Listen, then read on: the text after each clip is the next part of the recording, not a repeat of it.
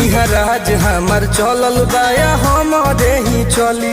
ढेर अइले गइले गुंडा माफिया कटने बाहुबली, केहू के बस के चीज नइखे। इहा राज हमार चलल बाया हमारे ही चली।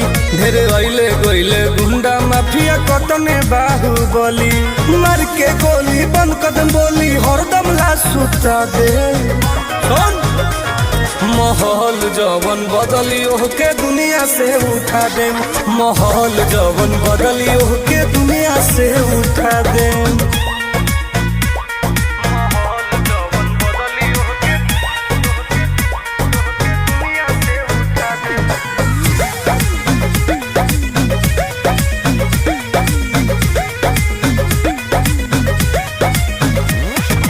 पुलिस प्रशासन सरकार बा